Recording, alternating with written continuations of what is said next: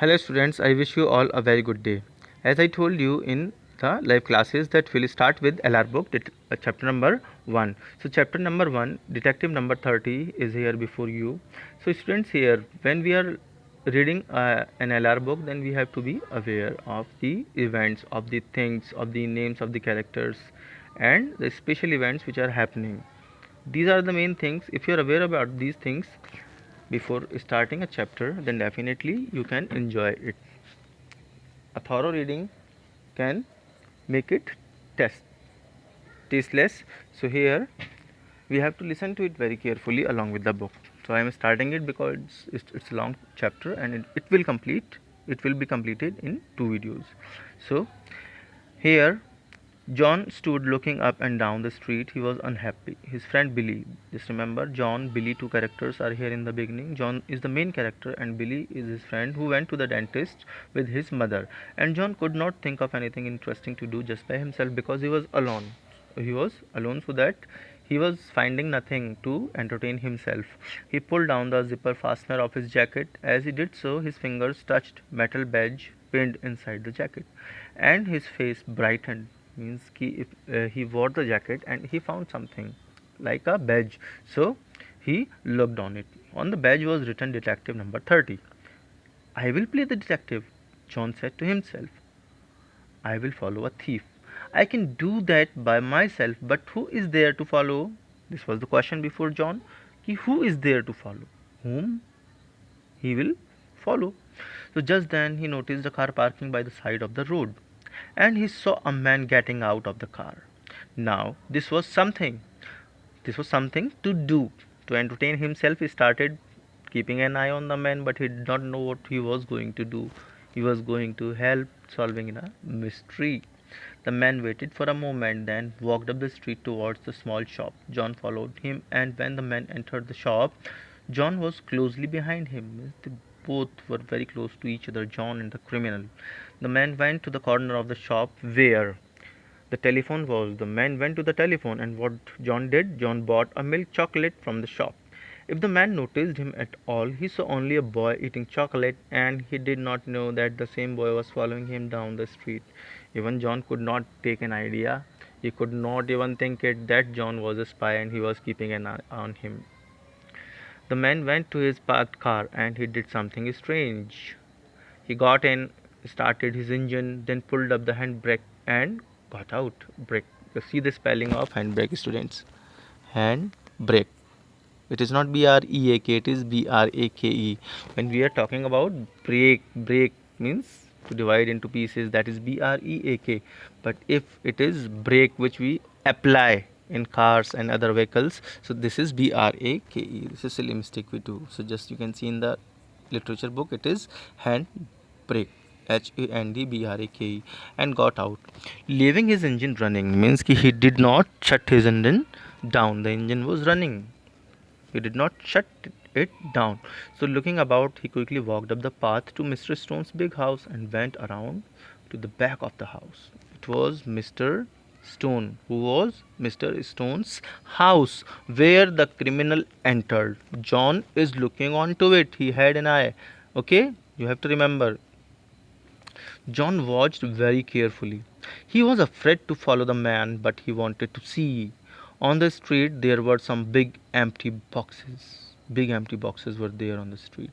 John crept into one of them. Means John was trying to hide himself behind the big boxes. Through the cracks, it was easy to see both the house and the car. He looked carefully at the license plate of the car. Suddenly, the front door of the house opened and a man came out. But it was not the same man who had gone in. John suspected a man entered Mr. Stone's house, but the man came out was not the same man.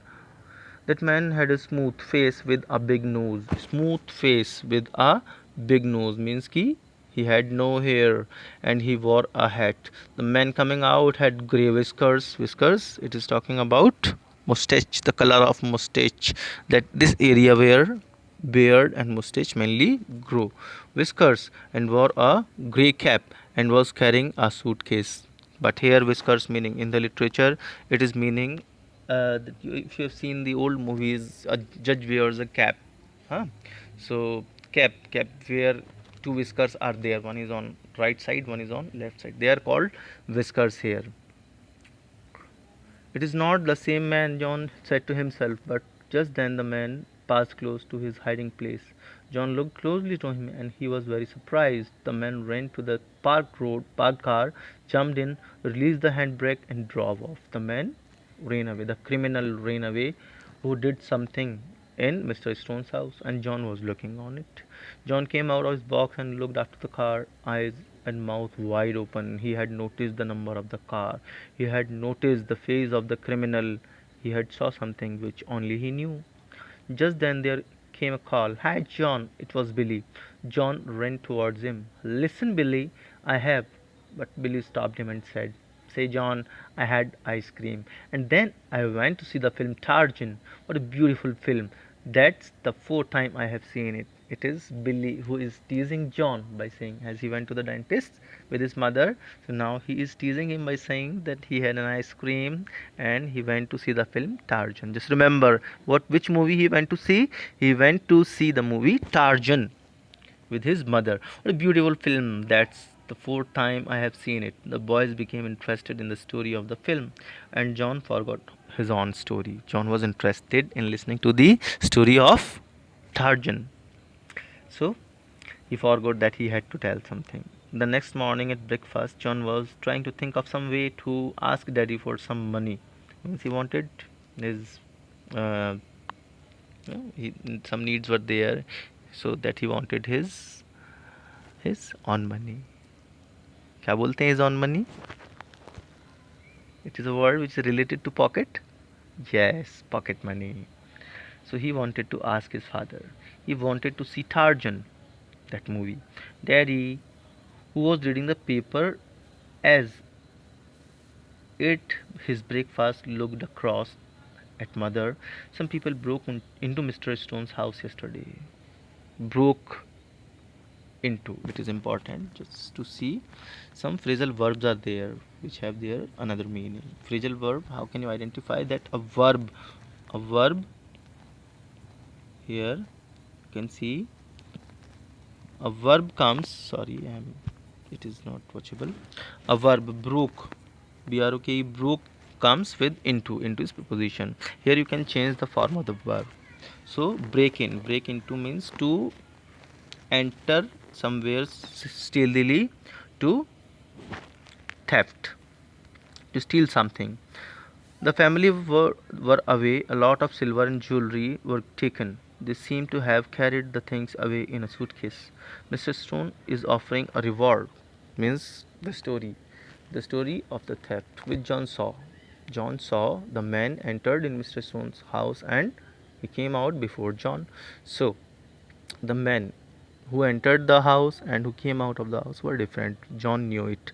So when he heard about the news that this thing happened in his neighborhood and he heard about the reward, he was just excited to know more about it. John sat down his spoon.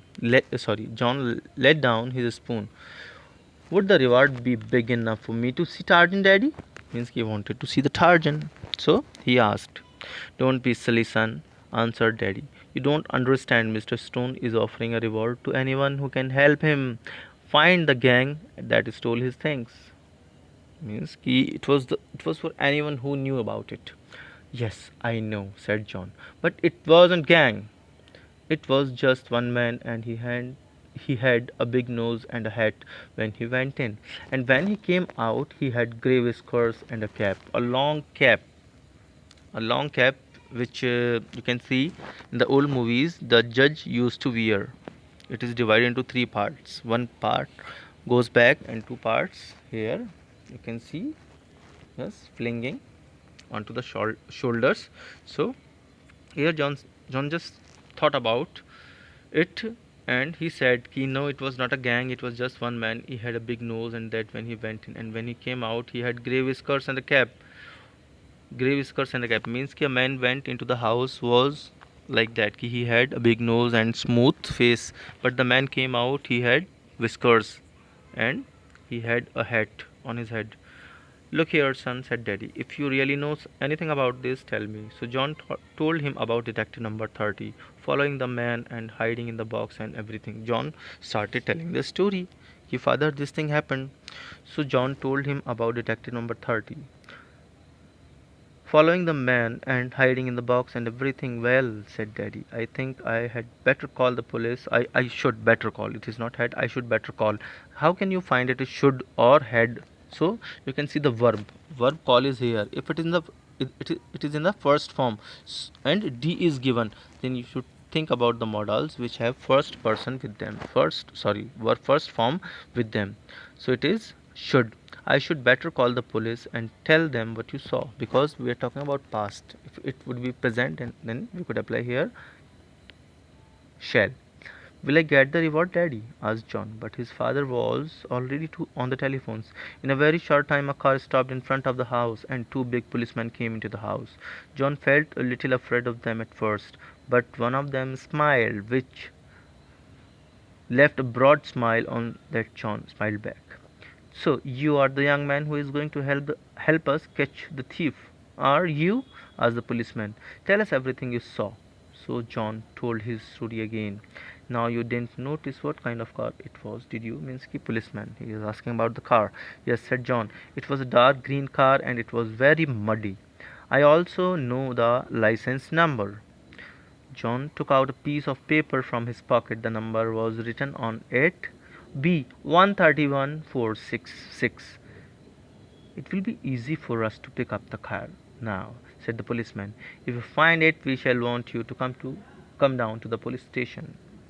The policeman hurried away, and John, seeing Billy across the street, called, Say, Billy, do you want to go down to the police station with me? Means he was afraid why he told the story, because police called him to identify the thief. And one side stood a few other men. Which one of you boys is detective? Asked the inspector. Because in the afternoon Daddy drove up and called for them. The boys were little afraid when they entered the police station. An inspector was sitting behind the desk. There were half a dozen officers in uniform, and at one side stood a few other men. Which one of you boys is the detective? Asked the inspector. Means some men were standing before him, and John was asked to identify the thief who was there, because police suspected some of the people. We both are, answered Bill. That is not real ones, of course, but play ones. John is number 30 and I am not 18, but it was John who followed the men yesterday. So there were different badges. Billy had 18, John had 30, but it was Billy's jacket, because it is mentioned then that he found something. If it was his jacket, then definitely he was not going to get a surprise. It was Billy's jacket. He was detective number 30 and he made him detective number 18. So, well, John, said the inspector, look at those men and see if the man you followed yesterday is there. Yes, he is answered John. It is the man, it is that man with the big nose. So, that's the man you followed, is it? But you said the man who came out of the house had grey whiskers and a grey cap. Yes, he did, but they are the same man, said John. Now, how are you going to prove it? This man says his car was stolen yesterday and he found it later. John grew suddenly shy. You tell them, Billy. Billy pulled his sand from his pocket and showed some small blue seals. Billy showed some proofs which he collected. Small blue seals. You see, this pathway means we have a seal to stamp on someone. Seal. We have something to stamp on a paper or on the skin so that the person can be identified. So in that game it was necessary to have a stamp. So they left it as their memory. So what did John do? He stamped that man. He made a mark on his jacket stealthily. John grew suddenly shy. You tell Billy? Tell them, Billy. Billy pulled his hand from his pocket and showed some small blue seals. You see, it's the way. We try to see how many people we can follow, and the one who follows the most people wins. I have these blue seals, and John has red ones. So Billy has red seals, huh? And John had red seals, and Billy has blue. Billy has blue, and John has red seals, stamps. We try to stick one of these seals on the man we follow. That's what did yesterday when he went close to the man in the shop. The officers roared with laughter. What happened then? Asked the inspector. John continued the story. I thought it was a different man too, coming out of the front door, but when he passed near me, I saw the red seal on his coat, and that I had stuck. Seal, he stamped on his jacket. It may still be there. The two boys ran over. Sorry. The two boys ran over behind the big-nosed man. Yes, it is, cried Billy, and the officers went up and looked too. The children seem to have caught you, said the inspector. Now tell us where the things are. Yes, they have caught me, said the big-nosed man.